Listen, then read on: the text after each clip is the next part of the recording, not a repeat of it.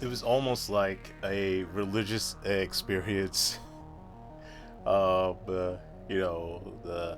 the feeling of witnessing a minor miracle, like watching the opening of Terminator 2 for the first time on the big screen during the opening weekend of the film. Like seeing that scene where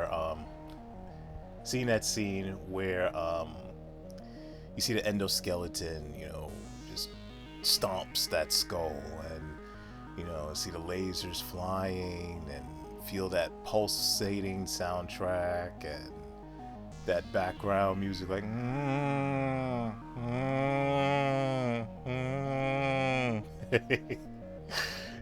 just seeing the flying hunter killers, the land hunter killers, seeing John Connor and his men. Well, you see his men first, his soldiers, and then it goes ahead and we finally get to see John Connor as an adult.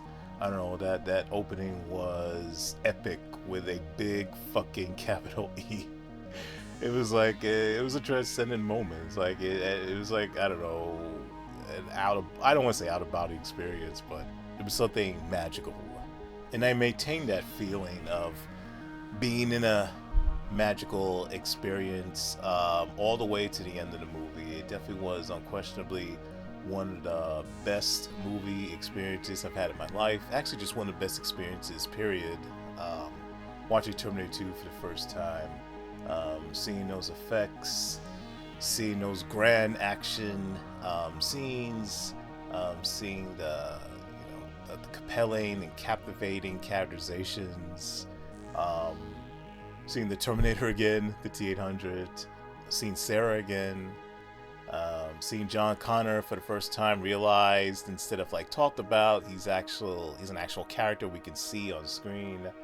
Yeah, like it was just a phenomenal experience. I think the only thing that tempered that experience, which makes it just a hair short of a perfect experience, was the lack of Michael Biehn.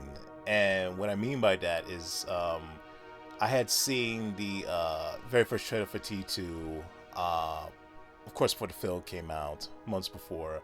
And in the very first trailer of T2, the full trailer, because the first actual trailer is the teaser trailer where Arnold's being made, like in the factory, to be like the best teaser trailer ever made. But the first full trailer had Michael Biehn, reprising his character as Kyle Reese, and I was so excited, like, oh yes, yes, even though his character's dead, I'm gonna be able to see him again one more time, because Michael Biehn, like, I'm a huge fan of Michael Biehn, um, and he's my favorite part of the first Terminator. And so when I saw Terminator 2 for the first time, I was expecting him to show up because he was inside the first trailer. Now, me being a lot older, I would have noticed certain things that I didn't notice back then. Like when the second trailer came out, the second full trailer, Michael Biehn was nowhere to be seen in the second trailer. He was nowhere to be seen in any of the publicity stuff, like the commercials and posters for when the film was actually coming out, like weeks coming to its release.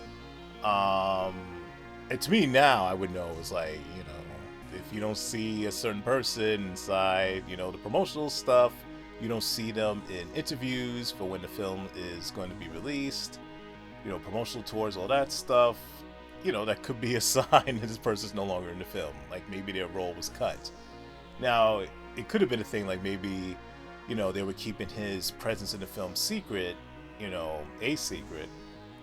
But if they were keeping it secret, he would never have been in the first trailer. So, yeah, like I was very disappointed that when the film ended, there was no Michael Biehn. I remember minute by minute, the film was going. I'm like, there's no Michael. And then minutes kept going and going. And the hour went, the first hour, there was still no Michael. And the film just kept on going. And it got to a point like, yeah, I don't think Michael Biehn is in this movie. Like, I think he was removed. Kyle Reese was deleted. And yeah, I was very upset. But at the same time, like, I was just so overpowered by the greatness of this movie that, it wasn't anything that lingered. It wasn't anything that was it wasn't a huge sore spot for me. It didn't ruin the experience at all, but it did make it like, just like I said, a short hair short of a perfect experience, in terms of like how I felt, like emotionally. But cinematically, Terminator 2 is it's a perfect movie. Like, if there is such thing as perfection, like I guess you could talk about little things here and there if you really want to nitpick. But overall, like, yeah, it's about as perfect as a film as you can get. I remember first hearing about the prospect of a Terminator 2 2 years before its release. I was reading a Starlog magazine. I think Batman was on the cover, or had to do with the movie Batman or Joker or whatever was on the cover. But there was a little tiny paragraph for like upcoming movies in Starlog, and it said something about like, Terminator 2, like it's in pre-production, or it's in development or something, whatever to that nature. It didn't give any more specifics besides that, but it was like Terminator 2 was like in development. I thought, oh wow, okay, that's good to know. And then like the following year, it was like towards the, no, it wasn't. Yeah, it was like kind of towards the end of the year, like maybe the last quarter or whatever, maybe a little bit earlier. There was definitely like there was an official announcement of Terminator 2, and I think it was summer of '90 when I found out about that. But anyway. Yeah, but I remember hearing like the official announcement for Terminator 2 and getting super, super excited, and hearing that Arnold was going to return and Linda Hamilton was going to return, and I don't know, that was definitely one of my most anticipated movies ever. The announcement of Terminator 2. I was and still am so obsessed with the first movie, and I definitely was obsessed with the sequel. Anything I get my hands on Terminator 2, I got, or at least that I could get. We had the Terminator 2 Making of magazine. We had the Terminator 2 cards. I remember there was this Terminator 2 Making of special that came on Showtime. I recorded it and watched it over and over again.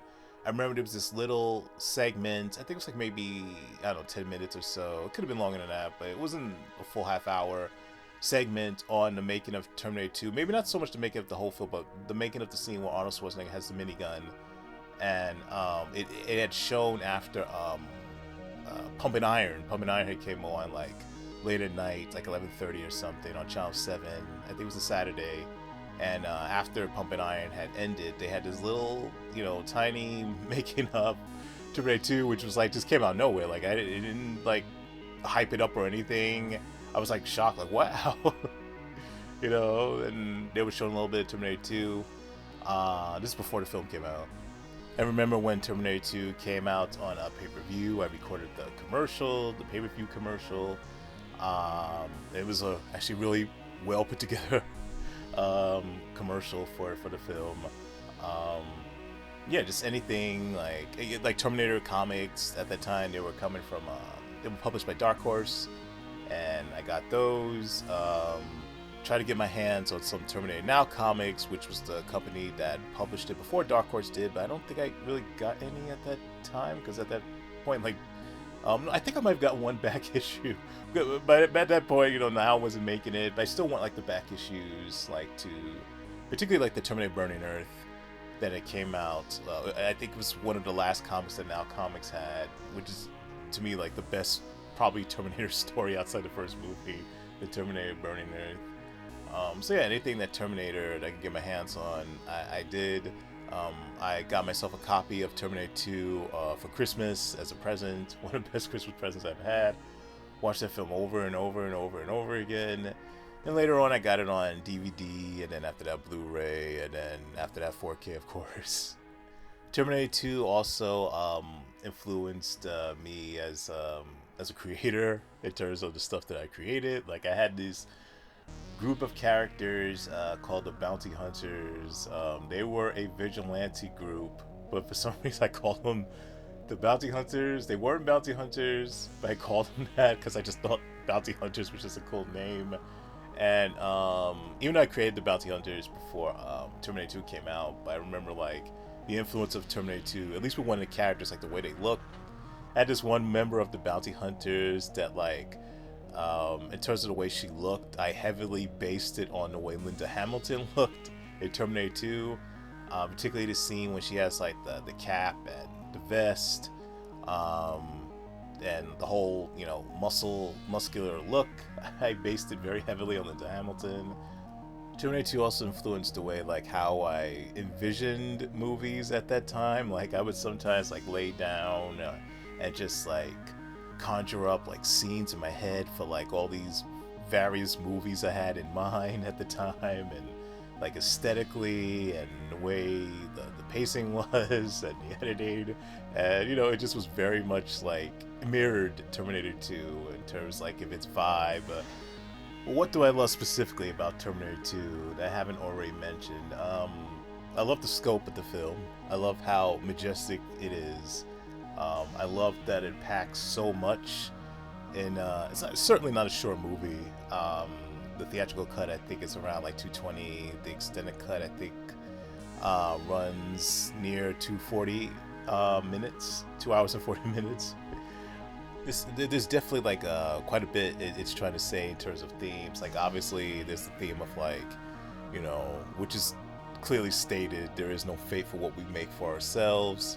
The theme of mankind's like self-destructive tendencies. If mankind's not careful, mankind could easily, fall, into those tendencies, succumb to those tendencies, and basically be no more. There's also the subject of parents not always being like the perfect model, or parents like may not be the perfect what you may think is the perfect parent, or what you may think is not the perfect parent, or the most ideal parent is the most ideal parent. And like in the case of, like Arnold, like this machine that's literally a killer, or at least a machine that's made to be a killer. Its sole purpose is to do nothing but that, and yet this this destructively powerful machine is actually the best father that John has ever had. At least in terms of one that is alive. Parents may not be the most ideal people. That parents can indeed be flawed, even with the best of intentions. In the case of Sarah, who only wants the best for her kid, who only wants her kid to have the best life, but is going about it in certainly not the best way, certainly not the most compassionate or thoughtful of ways. But at the same time, how, a degree of grace can be given for those, who really are trying their best. And, in the case of like Sarah, like John ultimately, like, I don't think he certainly has a chip in his shoulder when it comes to Sarah, and rightfully so. And he never in the end like asks for her forgiveness. And in the end, he never like demands like forgiveness or wants like her to apologize for what she's done to him, in terms of like the less than ideal how she raised him, she's treated him at times. But he gets it in the end, and he forgives her, like just in terms of his actions, not anything he said specifically, but by the end of the movie that chip is gone, and he's given grace to his mother, and he fully embraced his mother by the end of the movie. And Sarah also, and I think Sarah also is like, though she never says it clearly either, like she forgives herself for what she and how she raised John and how she treated John, and she is able to come to a point by the end of the movie that she gives grace to herself and forgives herself. The movie never ever at any point ever says that technology is a bad thing. The movie shows that technology can indeed be a good thing, but it also, you have to be careful about how much you rely on technology, on how much you do rely on a good thing, because it can be, as they say, too much of a good thing.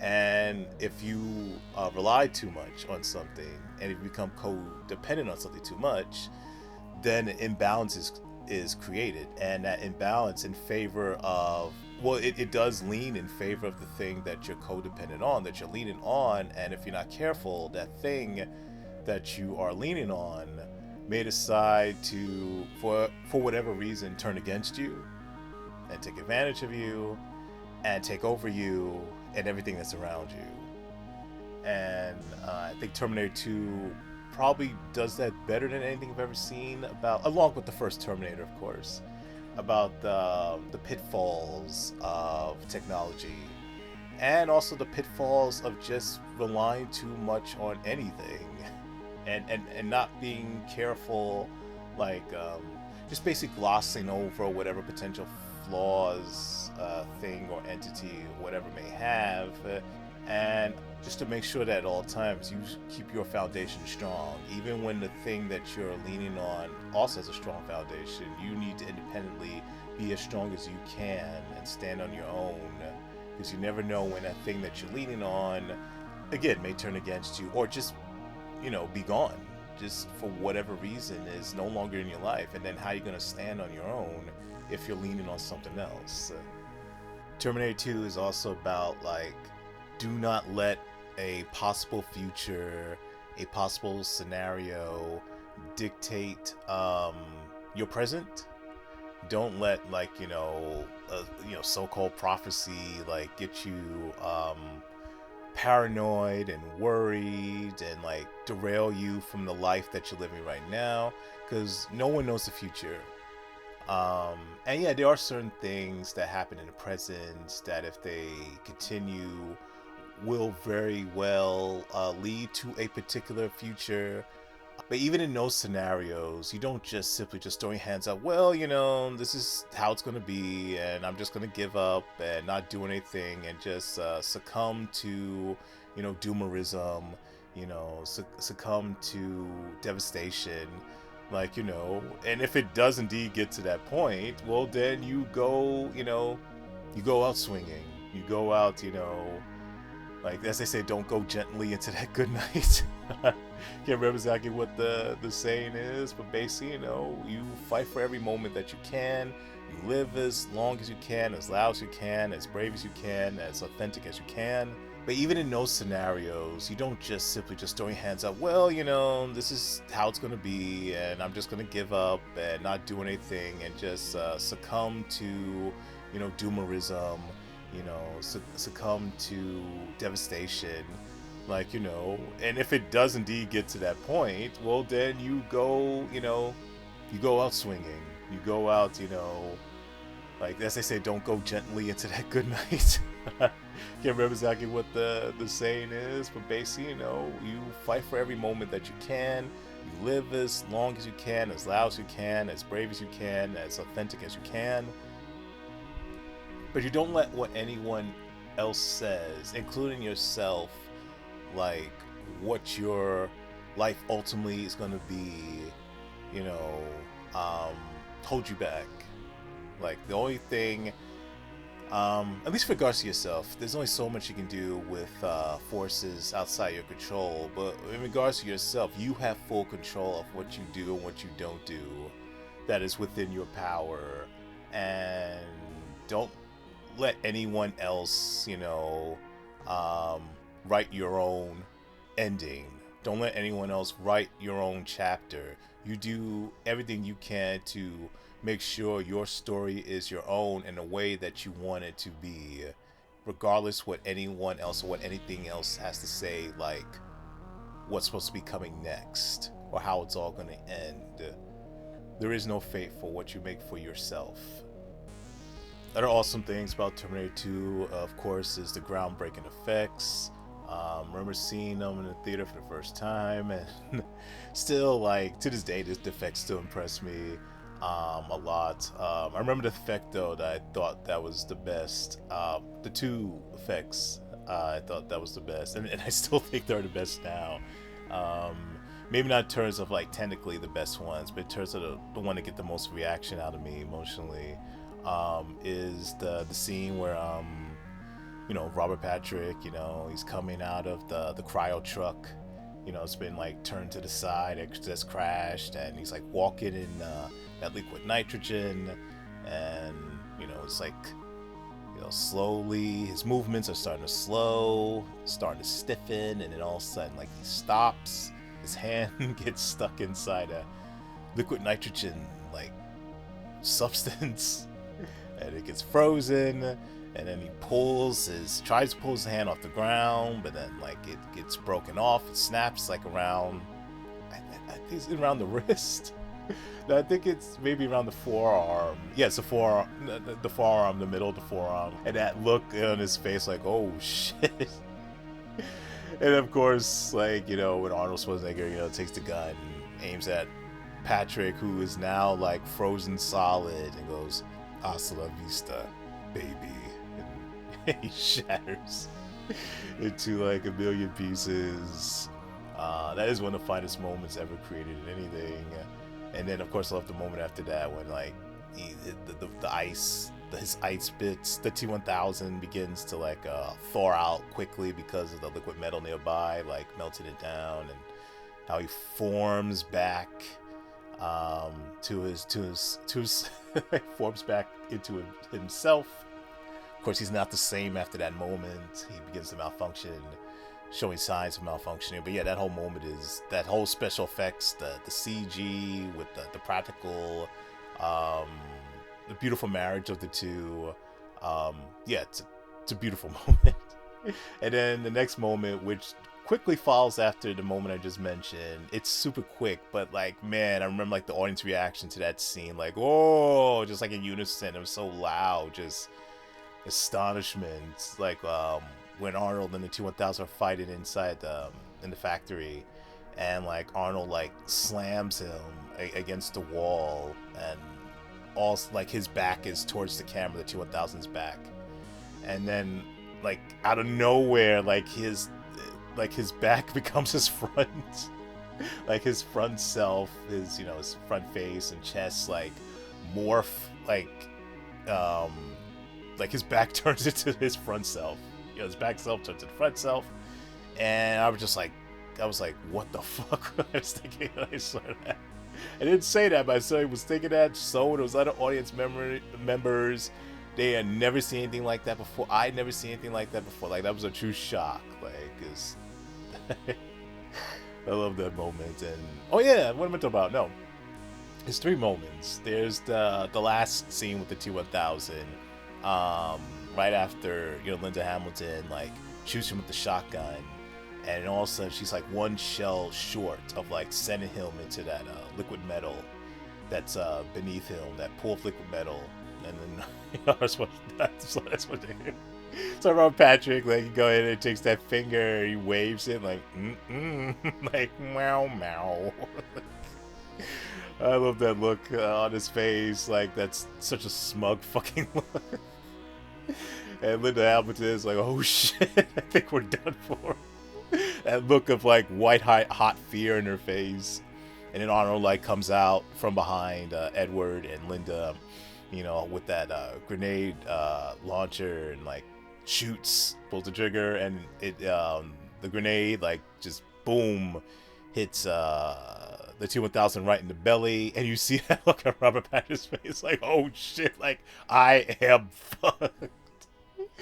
Like, it is one of the best expressions I've ever seen from an actor. Just like, oh my god, I'm done, it's over.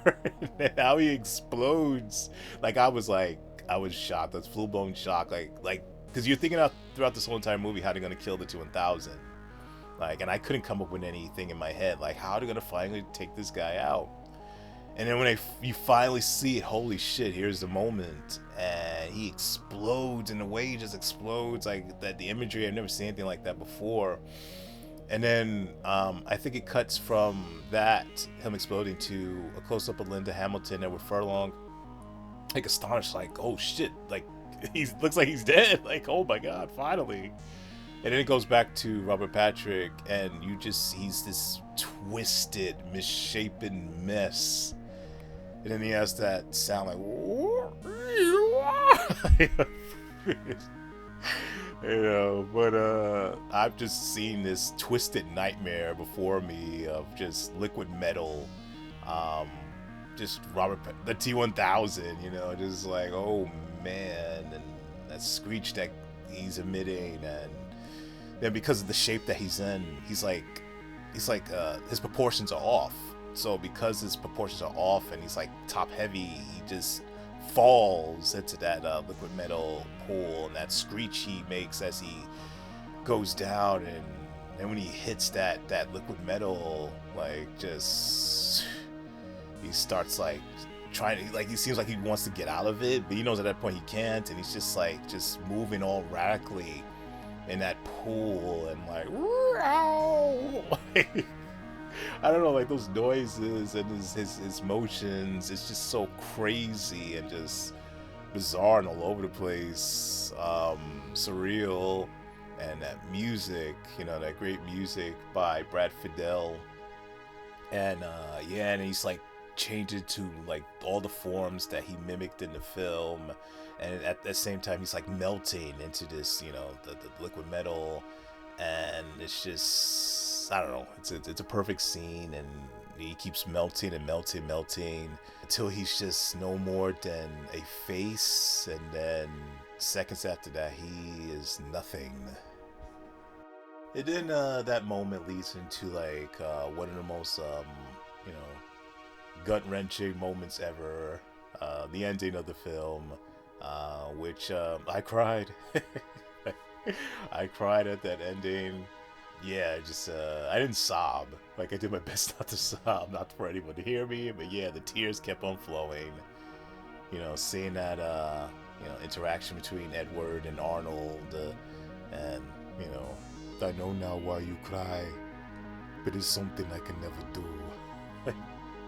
You know, and then you have that, they hug, and then, you know, after they hug, like Arnold, like he turns his head and to Linda, Sarah, and she gives him that look like, you know, nice job, like thank you, you know, of just profound appreciation, you know.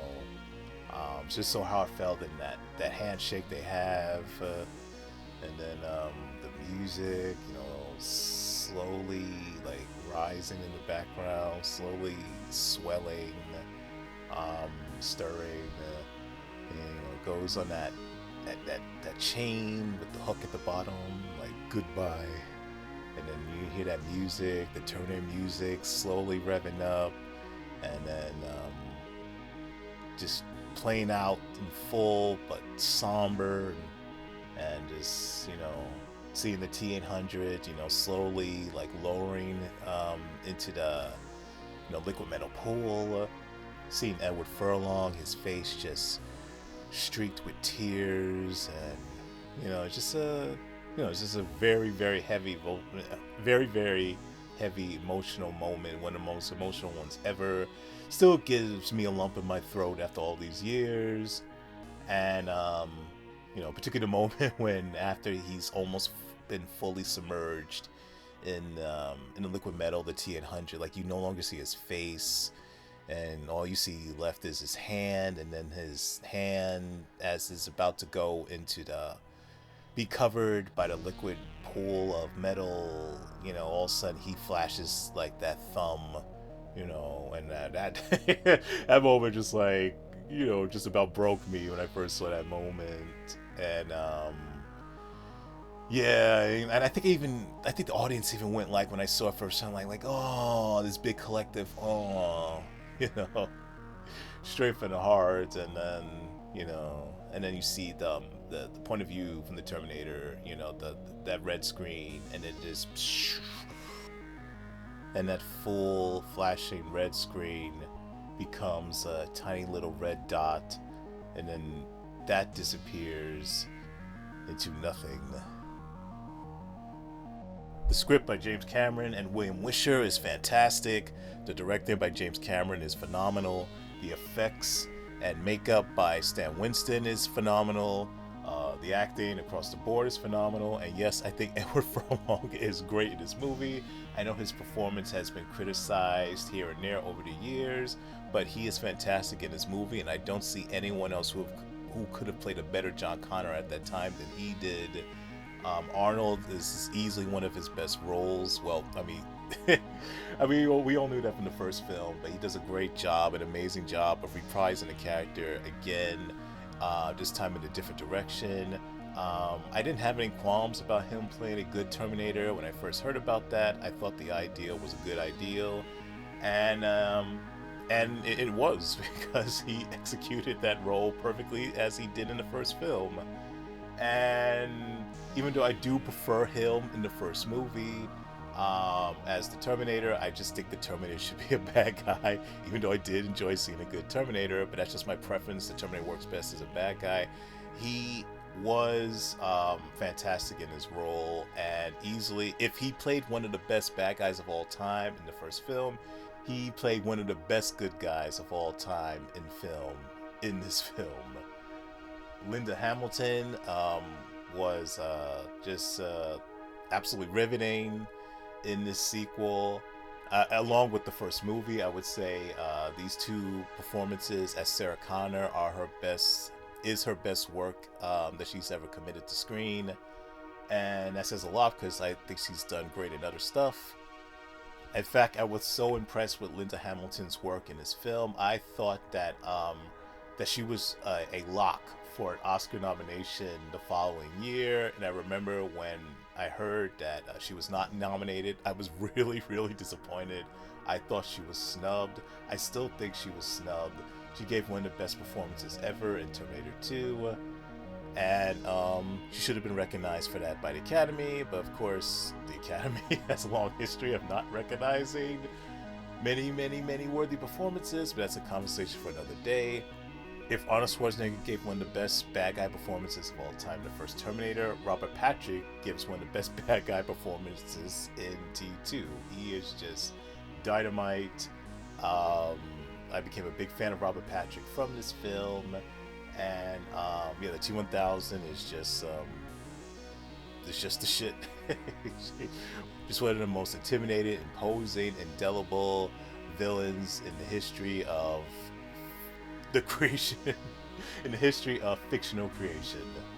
But like I said, everyone is great in this film. Earl Bowen, Joe Morton, S. Epatha Merkerson, Danny Kuksky, Jeanette Goldstein, Xander Berkeley, Dean Norris, and Michael Biehn, who is obviously not in the theatrical cut, but I was happy to see later on that Michael Biehn was brought back, into the Terminator 2 fold by being in the special edition, the extended edition, I think it's called. There's actually two extended versions of Terminator 2. I think it's called the extended edition, and then there's another one, but I forgot what that one's technically called. But there's two extended versions. One that's 17 minutes longer than the theatrical version. I believe it's 17 minutes or 20 minutes longer, nearly 20 minutes longer than the original version. But that one ends with, the theatrical ending. And then they had another version of Terminator 2 that was like the extended edition, but this one ends with a different ending. The original ending they had in mind, which with after the whole, after the climax of the film at the steel factory, it flashed forward to the future where Sarah Connor was, I don't know, maybe at this point she's in her 60s or her 70s. John Connor, he's middle-aged. But this time John Connor, he has a daughter, and the world was not destroyed. Judgment Day never happened. Like, John Connor was a senator, became a senator, and Sarah, seems to be happy and all that. And I don't know, like, this ending, like, conceptually I get it, but I'm so glad they cut the ending from the theatrical cut of the film and the first extended cut of the film. I just, on its own, is fine, but after everything that happened in the movie, particularly with the heaviness and what happened in the steel factory, with Arnold having to sacrifice himself, and then following up with this kind of, I don't want to say sappy, but I don't know, overly happy ending that just tonally just doesn't fit with everything that happened before. And the whole thing with, like, just making it, like, definitive. Like, yeah, nothing happened. You know, everything was all happy in the end, all peaceful, at least in regards to like Skynet never happening. Like, I don't know, I just prefer the ending where it was a question mark at the end. It was a question mark where um, it seemed like, you know, things were going to be for the better in the end. You know, with Skynet, at least the prospect of with Skynet seemingly to never happen with the destruction of the arm and the chip from the first Terminator. It all but seemed that Skynet was never going to happen, that Judgment Day was never going to happen. But the movie never puts a definitive like period on that. Like it does have the possibility of like, you know, Judgment Day may not happen in a way that it was, I guess, did happen. But like the future, no one knows the future. You you hope for the best, um, but you're never sure what's going to happen. So you always need to be on your guard. You always need to be doing your best because you know the worst may happen, and you need to prepare for that. But yes, we always want to strive for a better day, hope for a better day, and steer everything in the direction of a better day. Um, so be optimistic, but don't be foolishly optimistic. I guess, like, because you never know. Like, even though the sequels made it that Skynet did eventually come in some other way or in some other form and stuff like that. Not exactly thrilled with those either for certain reasons, but I don't know. I just love the theatrical cut ending with just the road, the open road. You know, we're moving forward. You know, and we're hoping we're moving forward in the future that is good and prosperous. But you also don't know what's further down that road, so you need to always be careful and be vigilant and mindful. And yeah, I don't know that ending, the John Carter being a senator ending, in the park and all that other stuff, the cheeriness of that, I don't know, it's just not a good fit for this particular film. So what is the better film, Terminator 1 or Terminator 2? If you would ask most people, they would say Terminator 2. If you ask me, however, I definitely say, as much as I love Terminator 2, one of the best films ever made, one of the best sequels ever made, Terminator 1 is the better movie to me. Not necessarily in terms of like it has like like technically it's a better film. This is just comes down to preference, not necessarily in terms of like quality, but just my own personal preference. I prefer Terminator 1's story, um, tone, themes, characters, cast of characters. I prefer it to Terminator 2. And just the impact that Terminator 1 has had on me has been even greater than the massive impact that Terminator 2 has had, which says a lot. Just Terminator 1, just I don't know, that's to me that's the film of all films for me. Even though some come super super super close, where I do think like at times, maybe this other film's tied for Terminator as my favorite film of all time. But yeah, but just because I think that Terminator 1 is the preferred film for me out of 1 and 2 does not mean that I don't think that Terminator 2 is a cinematic grand achievement in its own right. Because Terminator 2 is definitely just one of the true greats.